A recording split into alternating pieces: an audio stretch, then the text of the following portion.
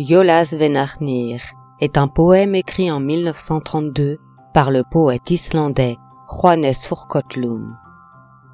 Il fait partie de son recueil de poésie intitulé Jólin koma, qui signifie Noël arrive.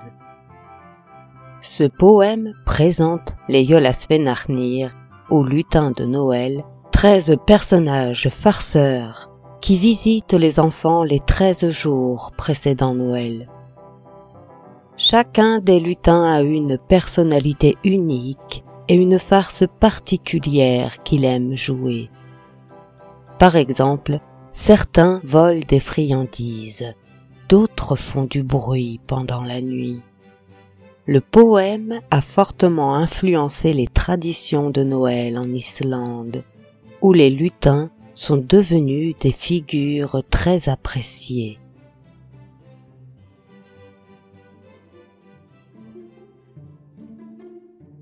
J'aimerais vous raconter l'histoire de certains vilains farceurs qui autrefois venaient visiter nos fermes. On les repérait sur la montagne, comme beaucoup le savent, en file indienne, descendant vers nos campagnes. Grilla, leur mère, les nourrissait au lait de troll, et l'Épaloudi, leur père, était un être odieux. On les appelle les Pères Noël, car à Noël ils apparaissent l'un après l'autre, mais jamais deux par deux. Ils étaient au nombre de 13, ces chenapans, et chacun à leur tour venait nous taquiner.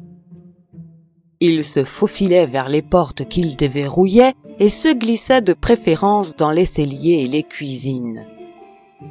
De regard malicieux, ils se cachaient dans les recoins en attendant de nous jouer un mauvais tour.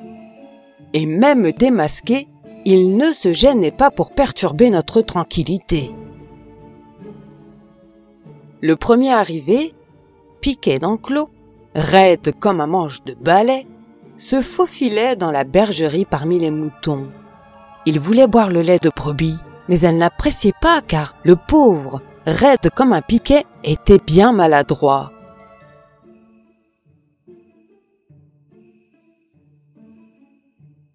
Grimpeur, le second avec la mine grisâtre de fond de gorge, rampait jusqu'à l'étable. Dans les stalles, il se cachait, et tandis que la laitière bavardait avec le vacher, il dérobait la crème du lait.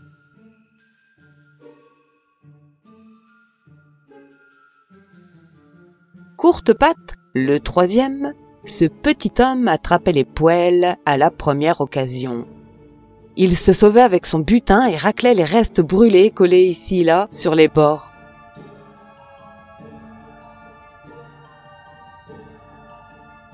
Le quatrième, Lèche-Louche, maigre comme un clou, guettait le départ de la cuisinière. Vif comme l'éclair, il attrapait la louche et s'enfuyait la tenant fort entre ses mains. Le cinquième, Gratte-Gamelle, était un drôle de freluquet. Quand les enfants avaient droit au graton, il frappait à la porte. Les petits se dépêchaient alors voir qui était là. Il en profitait pour courir vers les casseroles et manger à sa faim. Le sixième, Pique-Assiette, absolument grotesque quand il sortait sa tête affreuse de dessous les lits. Quand les gens donnaient leur reste aux chiens et aux chats, le gros malin, il les chapardait sans se faire remarquer. Le septième, Claque-Porte, était espiègle quand les gens voulaient faire la sieste. Il prenait un malin plaisir à faire grincer les portes.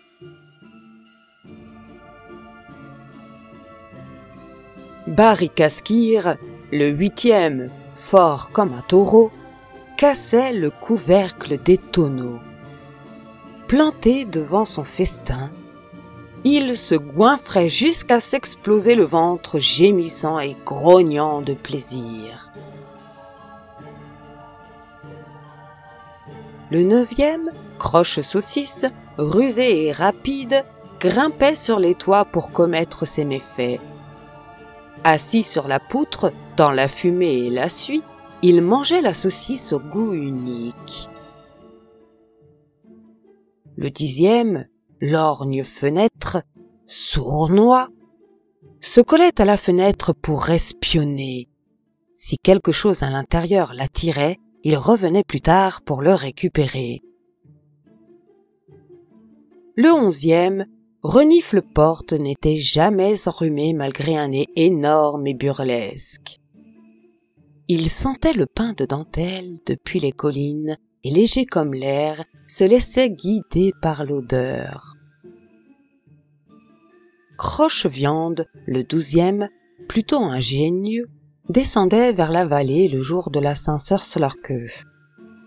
Malgré son petit crochet, il parvenait à piquer un bout de viande dès que l'occasion se présentait. Le 13e, mendiant chandelle. Au réveillon de Noël, il fallait un terrible blizzard pour ne pas le rencontrer. Il poursuivait les enfants endimanchés, chandelle à la main qui trottinaient ici et là dans la maison.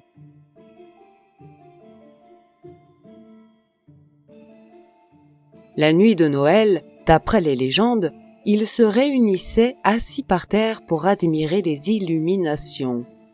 Puis, un par un, ils partaient dans le froid sous la neige. Et la 13e nuit après Noël, le dernier s'en allait. En montagne, il y a bien longtemps que leurs traces se sont effacées sous la neige.